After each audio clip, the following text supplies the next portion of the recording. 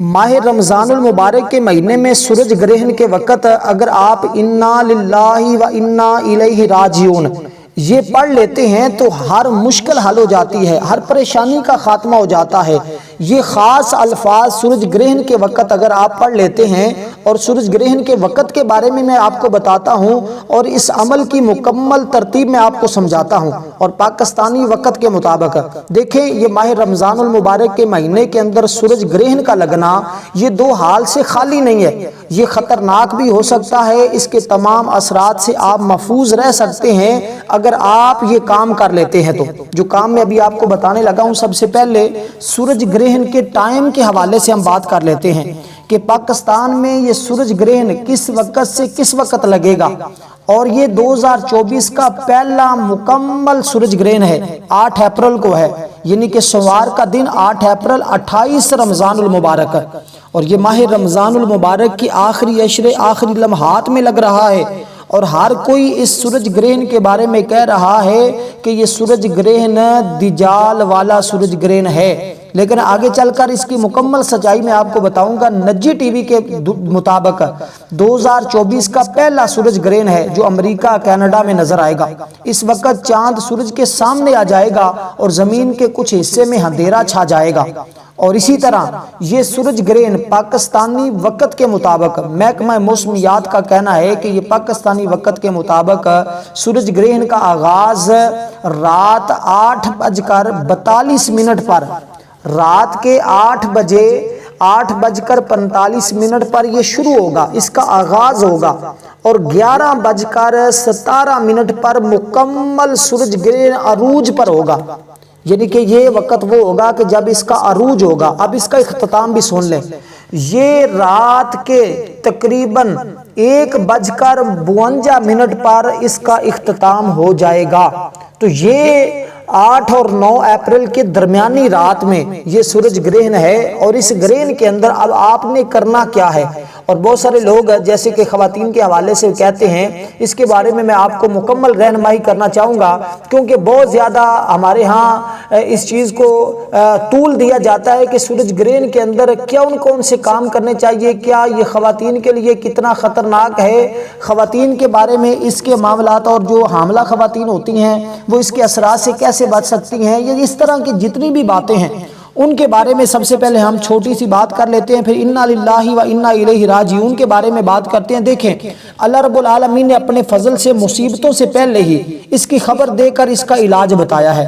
کہ اگر تم کسی بھی مشکل کے اندر ہو، کسی بھی مصیبت کے اندر ہو، کوئی بھی تمہاری پریشانی ہے، کوئی بھی تمہارا دکھ ہے، کوئی بھی تمہیں تکلیف پہنچی ہے، تو تم نے اس وقت کرنا کیا ہے، تمہاری وہ مشکل، تمہاری وہ پریشانی کیسے حل ہو سکتی ہے۔ وہ پریشانی آپ کو پیسوں کی ہے، مال و دولت کی ہے، وہ آپ کو جناب قرضے کی ہے، وہ آپ کو شادی کی ہے، وہ اولاد کی ہے، وہ شہرت کی ہے، وہ رزق کی ہے، وہ دنیا کی بیماری کی ہے، کسی بھی قسم کی کوئی بھی آپ کو پریشانی ہے، تو پریشانی میں کیا کیا جائے، تو کیسے پریشانی حل ہوگی۔ آج بہت سارے لوگ پریشانیوں کے اندر مبتلا ہیں، ایک ختم ہوتی ہے تو دوسری شروع ہو جاتی ہے، دوسری شروع ہوتی ہے تو تیسری شروع ہو جاتی ہے، تیسری ہوتی ہے تو چوتھی شروع ہو جاتی ہے۔ تو یہ ایت بینات جو میں آپ کو ایک چھوٹا سا جملہ بتا رہا ہوں، انا للہ و انا الیہ راجعون، اس کے کمالات آج آپ دیکھیں گے جس وقت سورج گرہن کے وقت آپ ان کلمات کو پڑھیں گے۔ سب سے پہلے ہم بات کرتے ہیں اللہ پاک کی عظیم نشانیوں میں سے ایک سورج بھی ہے، یعنی کہ جو اللہ تعالیٰ کی عظیم بڑی بڑی نشانیاں ہیں ان میں سے ایک سورج بھی اللہ تعالیٰ کی نشانیوں میں سے نشانی ہے۔ دیکھیے میری بات کو مکمل سنیے گا، کیونکہ آج میں آپ کو ایک ایسی لمحہ فکریہ کی طرف لے جا رہا ہوں کہ آج اس کلمات کے پڑھنے، انا للہ و انا الیہ راجعون کے پڑھنے کے بعد آپ کی زندگی سے ہر پریشانی کا خاتمہ ہو جائے گا، زندگی سے پریشانیوں کا صفایا ہو جائے گا۔ آپ یوں ہو جائیں گے جیسے ایک بندہ تندرستی کے بعد بیماری آتی ہے، تندرست ہو جاتا ہے، پھر وہ اتنا موٹا تازہ اور خوبصورت لگنے لگ جاتا ہے۔ تو اسی طرح آج میں آپ کو بتانے لگا ہوں کہ آپ کے اندر ایک نئی طاقت، نئی توانائی، اس سے مراد یہ ہے کہ ہر مشکل ختم ہو جائے تو بندہ ایک دفعہ تر و تازہ ہو جاتا ہے۔ اور اس کی زندگی میں جب خوشی آتی ہے تو وہ عجیب طبیعت کو محسوس کرتا ہے۔ تو آج جب آپ اس عمل کو کریں گے، انا للہ و انا الیہ راجعون کے کلمات کو پڑھیں گے، تو پھر آپ کو اندازہ نہیں کہ آپ کتنی مشکلوں سے بچ جائیں گے، کتنی پریشانیوں سے بچ جائیں گے۔ تو ایک تو آپ نے انا للہ و انا الیہ راجعون پڑھنا ہے، دوسرا آپ نے سورج گرہن کے وقت استغفار پڑھنا ہے۔ یہ تین چیزیں میں بتانے لگا ہوں، ٹھیک ہے۔ انا للہ و انا الیہ راجعون کو کیسے پڑھنا ہے اس کو بھی بات کرتے ہیں۔ سب سے پہلے یہ بات ذہن میں رکھیں کہ یہ سورج اللہ کی نشانیوں میں سے ایک نشانی ہے، یہ زمین سے کئی ہزار گنا بڑا ہے، یعنی کہ جو زمین ہے اس سے یہ کئی ہزار گنا بڑا ہے، لیکن دیکھنے میں ہمیں یہ چھوٹا سا لگتا ہے، لیکن ہے یہ اس سے بڑا۔ اور پھر سورج گرہن کے عین وقت ہماری ایک خصوصی دعا ہوگی، جو شخص اس دعا کے اندر اپنا نام شامل کروانا چاہتا ہے وہ صرف 11 مرتبہ کوئی بھی درود پاک پڑھ کر کمنٹ میں اپنا نام لکھ دے، انشاءاللہ اس کو ضرور دعاؤں کے اندر شامل کیا جائے گا۔ دعا انسان کا مقدر بدل دیتی ہے۔ اسی طرح دوستو یہ زمین سے کئی گنا زیادہ بڑا ہے، اس کی روشنی اور دھوپ جیسی نعمتیں ملتی ہیں، اس سے ہمیں روشنی بھی ملتی ہے، دھوپ جیسی نعمت بھی ملتی ہے جو انسان، جانوروں اور درختوں کی نشو و نما کا سبب بنتی ہے۔ یہ نظام شمسی ہے، وہ شاہکار ہے جو ہمیں اپنے خالق اور مالک کے موجود ہونے کی دلیل فراہم کرتا ہے۔ سورج دن کی علامت ہے، بسا اوقات قدرت الہی کا یوں اظہار ہوتا ہے کہ سورج نکلنے کے باوجود رات کا سما بند جاتا ہے، اسے سورج گرہن کہا جاتا ہے۔ یہ سورج گرہن کی مختصر سی تعریف تھی جو میں نے آپ کو بتائی ہے۔ اب سنیے گا لوگوں کے گرہن کے متعلق خیالات کیا ہیں۔ اب ہمارے خیالات کیا ہیں، کیا یہ درست ہیں یا غلط ہیں؟ اس کے اندر ہی آپ کو انا للہ و انا الیہ راجعون کا پتہ چل جائے گا کہ آپ کو اس کی کتنی اشد ضرورت ہے۔ دیکھیں اللہ تعالیٰ نے قرآن مجید کی سورت بقرہ کے اندر یہ الفاظ ذکر کیے ہیں، انا للہ و انا الیہ راجعون۔ اس کے شروع میں ایک لفظ آتا ہے قالوا انا للہ، لیکن آپ نے قالوا نہیں پڑھنا، آپ نے صرف اتنے ہی الفاظ پڑھنے جتنے میں بار بار آپ کے سامنے تکرار کروں گا، انا للہ و انا الیہ راجعون۔ سب سے پہلے آپ نے کوشش کرنی ہے کہ جب سورج گرہن کے وقت کے بارے میں نے آپ کو بتا دیا ہے، جب اس کا وقت شروع ہو جائے تو آپ نے فوراً وضو کر لینا ہے، فوراً وضو کر لینا ہے۔ دیکھیں گرہن کے متعلق جو کفار عرب اور مشرکین ہند ان کے عجیب خیالات ہیں۔ کفار عرب کہتے تھے کہ کسی بڑے آدمی کی پیدائش، جیسے کہ اب لوگ کہہ رہے ہیں کہ اب دجال پیدا ہو رہا ہے کیونکہ یہ ماہ رمضان المبارک کے مہینے کے اندر سورج گرہن لگا ہے، تو لہٰذا یہ دجال والا سورج گرہن ہے، اب دجال پیدا ہو رہا ہے، اس وجہ سے سورج گرہن لگا ہے۔ یہ کن کا عقیدہ تھا؟ یہ کفار عرب کا عقیدہ ہے۔ وہ یہ بات کہتے تھے کہ کسی بڑے آدمی کی پیدائش ہو، کسی بڑے آدمی کی پیدائش کے وقت سورج گرہن لگتا ہے، اور وہ دوسری بات یہ کرتے تھے کہ سورج گرہن اس وقت لگتا ہے جب کسی اچھے آدمی کی وفات ہو جائے۔ وہ کہتے ہیں 2 صورتوں میں سورج گرہن لگتا ہے، لیکن مشرکین ہند کا عقیدہ یہ ہے کہ چاند اور سورج پہلے انسان تھے، انہوں نے بھنگیوں چماروں سے کچھ قرض لیا اور اس کو ادا نہ کیا تو یہ ان کو سزا ملی، اور سزا کے طور پر اب گرہن لگتا ہے۔ تو یہ سارے محض غلط عقیدے ہیں، ان کا اسلام کے ساتھ دور دور کا کوئی تعلق نہیں ہے۔ اب میں آپ کو بتا دوں عہد رسالت میں جب سورج گرہن لگا، حضور کے دور میں بھی سورج گرہن لگا تھا۔ اب حضور نے سورج گرہن کے وقت ہمیں کرنے کے لیے کیا کہا ہے اور ہم نے اس وقت کیا کرنا ہے، یہ بات سمجھنے والی ہے۔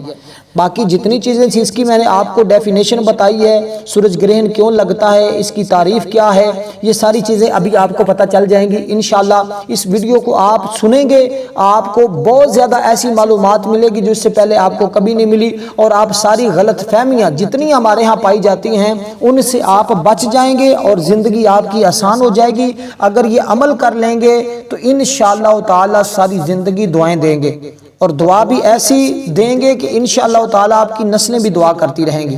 دیکھیں عہد رسالت میں جب سورج گرہن ہوا، جب دنیا کے نقشے پر اسلام کی انقلابی دعوت ابھری، تو اللہ پاک کے حبیب حضور علیہ السلام نے سورج اور چاند گرہن کے بارے میں ان تمہات کو ختم کیا۔ جس دن آپ صلی اللہ علیہ وسلم کے صاحبزادے حضرت ابراہیم رضی اللہ تعالی عنہ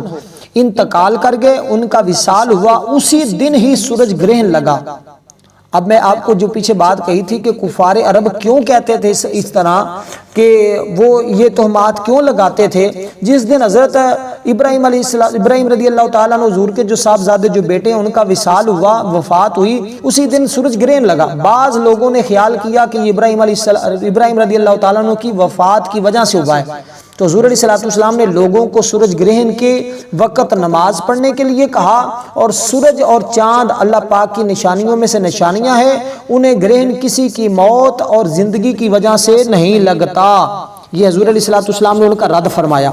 تو ان کا رد فرمایا۔ اور حضور علیہ السلام سورج گرہن ہوتا یا چاند گرہن ہوتا تو اس وقت 2 رکعت نماز نفل پڑھتے، اس وقت نماز پڑھتے، نوافل پڑھتے آقا علیہ السلام۔ لیکن آج آپ نفل پڑھ لیں تب بھی ٹھیک ہے، ورنہ یہ آپ انا للہ و انا الیہ راجعون اور استغفار یہ ضرور پڑھنا ہے۔ استغفار کیا ہے؟ استغفر اللہ استغفر اللہ استغفر اللہ استغفر اللہ۔ اب میں تعداد بھی بتاتا ہوں اور آپ کو اس کے ساتھ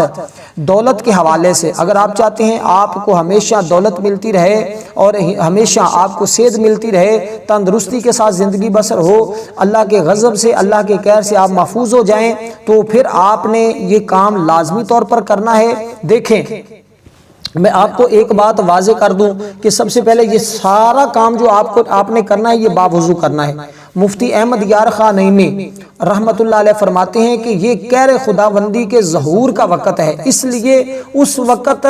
اللہ کی طرف رجوع کرو، کوشش کرو کہ نماز کی طرف بڑھو، ورنہ دعائیں مانگو، صدقہ دو، غلام آزاد کرو تاکہ تمہارے اوپر رحم کیا جائے۔ اور اس کے مضر اثرات کی بنیاد خدشات جو پائے جاتے ہیں یہ محض من غلط اور غلط فہمیاں ہیں۔ پہلی غلط فہمی یہ سن لیں، سب سے پہلے یہ عقیدے کی بات بتا رہا ہوں، آپ کا ایمان محفوظ ہوگا۔ آپ نے کرنا کیا ہے کہ سب سے پہلے تو بعض لوگ کہتے ہیں کہ اگر کوئی عورت حاملہ ہے، اس کے پیٹ کے اندر بچہ ہے، تو بچے کی ولادت ہونے والی ہو تو بچے پر سورج گرہن کے ممکنہ اثرات کا خوف اسے بھی لاحق تھا۔ اس نے بچے کو گرہن کے مضر اثرات کے بچانے کے لیے اپنے ڈاکٹر کو فون کیا، قبل از وقت ولادت ممکن ہے، تو ڈاکٹر نے اسے دلاسہ دیتے ہوئے سمجھایا کہ پریشان ہونے کی ضرورت نہیں، گرہن کے اثرات کی حقیقت تہمات سے زیادہ نہیں ہے۔ تو دوستو اس لیے کہ گرہن عورتیں جو حاملہ ہوتی ہیں، جو خواتین ہوتی ہیں، ان کو کہتے ہیں کہ کمرے میں بند ہو جائیں، سبزی نہ کاٹیں، چھری نہ پکڑیں، سلائی نہ کریں، فلاں نہ کریں، فلاں نہ کریں، بس چلتی پھرتی رہیں، لیٹنا نہیں ہے۔ تو یہ سارے محض ہماری غلط فہمیاں ہیں، قرآن حدیث میں اس طرح کی کوئی بھی ایسی بات نہیں کی گئی۔ بعض لوگ کہتے ہیں کہ سورج یا چاند گرہن کے وقت حاملہ گائیں، بھینس، بکری، دیگر جانوروں کے گلے سے رسی یا زنجیر کھول دینی چاہیے تاکہ ان کے اوپر اثر نہ پڑے، تو یہ محض ہماری غلط فہمیاں ہیں۔ ایسا حدیث کے اندر، قرآن کے اندر کچھ بھی نہیں بیان کیا گیا، ایسا کچھ بھی نہیں ہے، یہ محض ہماری غلط فہمیاں، تو لہٰذا ایسی غلط فہمیوں میں نہیں پڑنا چاہیے۔ تو باوضو آپ نے احتیاط کے ساتھ یہ سارے کام کرنے ہیں، انشاءاللہ تعالی آپ کی ہر پریشانی حل ہو جائے گی، ہر مشکل آسان ہو جائے گی۔ اور دوستو آپ نے کوشش کرنی ہے کہ آپ نے سب سے پہلے باوضو ہو کر اچھے طریقے کے ساتھ جب سورج گرہن لگ جائے، آپ کو وقت بتا دیا ہے، اس وقت آپ نے جگہ ایک خاص کر لینی، وہاں بیٹھ جانا ہے۔ سب سے پہلے آپ نے استغفار پڑھنا ہے، استغفر اللہ استغفر اللہ استغفر اللہ استغفر اللہ استغفر اللہ استغفر اللہ، صرف اس کی ایک تسبیح پڑھنی ہے۔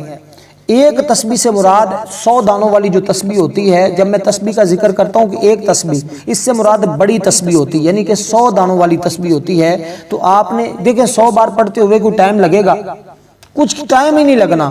بالکل ٹائم ہی نہیں لگنا۔ 1-2 منٹ کے اندر بندہ اگر آرام سکون سے پڑھے، تحمل کے ساتھ، حوصلے کے ساتھ پڑھے، دیکھیں اس سے ہوگا کیا کہ آپ دیکھیں حضور علیہ السلام نے خود فرمایا کہ جب تم ایسا دیکھو تو اللہ کی طرف رجوع کرو، توبہ استغفار کرو، یہ اللہ کی ناراضگی کی وجہ سے یہ معاملات ہوتے ہیں تاکہ تم اللہ کے غضب سے، اس کی ناراضگی سے بچ جاؤ، اور اللہ تبارک و تعالی اس بندے کی دعاؤں کو قبول فرماتا ہے جو بندہ اس وقت یہ معاملات کرتا ہے۔ دیکھیں جب اللہ تعالیٰ ناراضگی کی صورت میں ہوتی ہے تو پھر بندہ اگر رب کی طرف رجوع کر لے، اللہ کی طرف رجوع کر لے، تو پھر بندہ رب کی بارگاہ سے جو مانگتا ہے، اللہ فرماتا ہے کہ اب یہ بندے نے میری طرف رجوع کر لیا ہے، لہٰذا یہ جو مانگے گا میں اس کو عطا فرما دوں گا۔ تو آپ نے اس کے ساتھ ہی سورۃ اخلاص، جس کو قل ھو اللہ احد کہا جاتا ہے، یہ 3 چیزیں استغفار، انا للہ و انا الیہ راجعون اور سورۃ اخلاص، یہ 3 چیزیں کوئی مشکل نہیں ہے۔ بچوں کو بھی یہ آپ چیک کروا دیں، اور بچوں کو بھی کروانا چاہتے ہیں تو ان کو بھی کروا دیں، اس کے فائدے ہی فائدے ہیں۔ اس میں کوئی نقصان ہے ہی نہیں، اس میں تو اتنا زیادہ فائدہ ہے، اتنا زیادہ فائدہ ہے کہ میں آپ کو بتاؤں تو آپ خود حیران ہوں گے کہ بندہ رب کی بارگاہ سے جو ساری زندگی نہیں نہ مل سکا، جو بندہ وظیفے کر کر کے تھک چکا ہے، ہار چکا ہے، کہیں سے کوئی فائدہ نہیں ہو رہا، سفر کا مہینہ گزار دیا، محرم کا مہینہ گزار دیا، جناب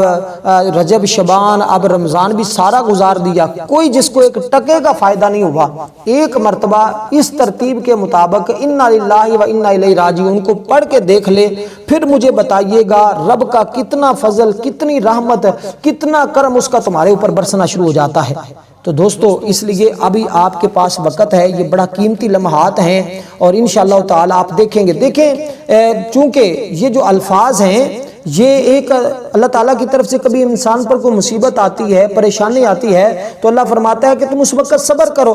اور اگر صبر کرو گے مصیبت کو دیکھ کر تو اللہ تبارک و تعالیٰ تمہیں اس کا اجر عطا فرمائے گا۔ تو آپ نے گھبرانا نہیں، وہ عمران خان والا گھبرانا نہیں، وہ بات نہیں ہے، آپ نے ویسے پریشان نہیں ہونا، بس آپ کو جب بھی زندگی میں پریشانی آئے، دکھ پہنچے، مصیبت آئے، آپ نے صرف اتنے الفاظ پڑھ لینے کرنے ہیں، انا للہ و انا الیہ راجعون، اللہ کے فضل و کرم سے ہر مصیبت ٹل جاتی ہے۔ دیکھیں جو شخص مصیبت پر انا للہ پڑھتا ہے، اللہ رب العالمین رب تعالی ثواب کے علاوہ تو کئی ہوئی ثواب کے علاوہ ثواب تو اس کو ملے گا، تو اس کے علاوہ اللہ تعالیٰ یہ فرمایا کہ جو اس کی نعمتیں اس سے چھن گئی ہیں اللہ تعالیٰ اس کے بدلے اس کو اس سے بہتر نعمتیں عطا فرما دے گا۔ اور امام حسین رضی اللہ تعالیٰ نے روایت ہے کہ جب پرانی مصیبت یاد آ جائے اس وقت انا للہ پڑھ لے، نئے صبر کا ثواب اللہ تعالیٰ عطا فرما دیتا ہے۔ تو یہ انا للہ ہے و انا الیہ راجعون کوئی عام چیز نہیں ہے، اس کے بارے میں ہے کہ مصیبت کے وقت انا للہ پڑھنا چاہیے۔ حدیث پاک میں حضور علیہ السلام چراغ گل ہونے، نالین کا تسمہ ٹوٹ جانے، ہاتھ میں پھانس لگ جانے انا للہ پڑھتے اور فرماتے کہ یہ مصیبت، یہ بھی مصیبت ہے، چھوٹی ہو مصیبت یا بڑی ہو، بس انا للہ کو پڑھ لیا کریں، اللہ دور فرما دے۔ دیکھو حضرت یعقوب علیہ السلام نے حضرت یوسف علیہ السلام کے غم میں فرمایا یا آصافا علی یوسف، تو فرمایا مگر انا للہ نہ کہا۔ تو نیز جس میں چار باتیں ہوں اس کا گھر جنت میں ہے، ایک یہ کہ ہر کام میں رب سے التجا کرے، دوسرا مصیبت میں انا للہ پڑھے، تیسرا نعمت پر الحمدللہ کہے، چوتھے نمبر پر گناہ پر استغفار پڑھ لے۔ تو یہ چار کام جو بندہ کر لیتا ہے تو رب کی رحمتوں کا نزول اس پر شروع ہو جاتا ہے۔ تو دوستو اس لیے آج آپ نے انا للہ و انا الیہ راجعون صرف اتنے سے الفاظ پڑھنے ہیں جو قرآن پاک کے اندر اللہ تعالیٰ نے غم کے وقت، پریشانی کے وقت پڑھنے کے لیے کہا ہے۔ تو انشاءاللہ آج غم، مصیبتیں، پریشانیاں سب آپ کی ختم ہو جائیں گی، اور ان کو آپ نے جیسے آپ کو میں نے پہلے بتایا کہ ایک تسبیح، اس کی بھی آپ نے ایک تسبیح پڑھنی ہے، اور کتنا وقت لگے گا؟ کوئی وقت نہیں لگے گا، صرف چند منٹ لگیں گے۔ اس کے بعد آپ نے سورۃ اخلاص شریف کو پڑھنا ہے، قل هو اللہ احد اللہ الصمد لم یلد ولم یولد ولم یکن لہ کفوا احد۔ تو یہ سورۃ اخلاص ہے، یہ بھی بالکل مختصر سی ہے،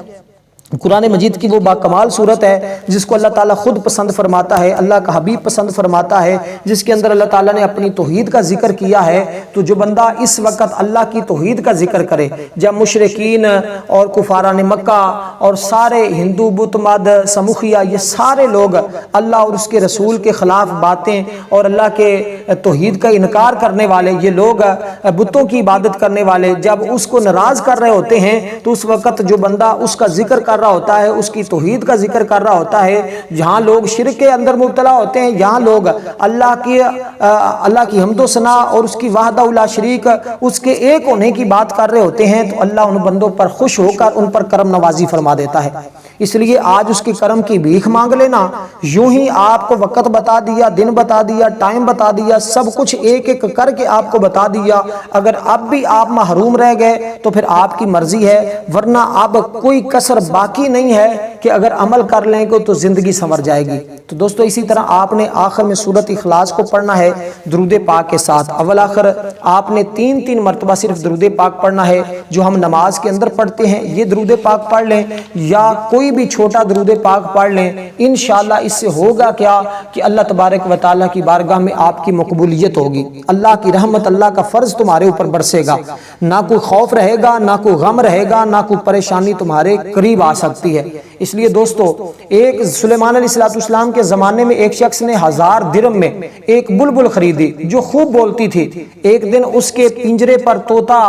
کچھ بول کر اڑ گیا اور بلبل نے اسے بولنا چھوڑ دیا۔ اس شخص نے حضرت کی خدمت میں حاضر ہو کر یہ ماجرا بیان کیا۔ آپ نے بلبل کا پنجرا مانگوا کر اس سے خاموشی کا سبب پوچھا۔ وہ بولی کہ میں اپنے وطن اور اولاد کو یاد کر کے روتی ہوں اور لوگ اسے گیت سمجھتے تھے۔ مجھے طوطے نے سمجھایا کہ تیری بے صبری ہی قید کا باعث ہے، اگر تو صبر کرے خاموش ہو جائے تو چھوٹ جائے گی، لہٰذا میں نہ بولوں گی۔ آپ نے مالک سے کہا کہ تو اس کے بولنے سے نا امید ہو جا۔ وہ بولا بھی پھر کچھ مجھے اس کے پالنے کی کیا ضرورت ہے، اگر اس نے بولنا ہی نہیں تو میں کیوں اس کو پالوں؟ تو میں نے اس کی آواز کا عاشق تھا، اسے آزاد کر دیا۔ یہ کہتی ہوئی اڑ گئی کہ پاک ہے وہ جس نے مجھے انڈے میں بنایا اور ہوا میں اڑایا، پنجرے میں صبر دے کر وہاں سے چھڑوایا۔ تو دوستو یہی حال ہمارا ہے کہ جب تک بے صبری کرتے رہیں گے، مصیبتوں میں رہیں گے، جب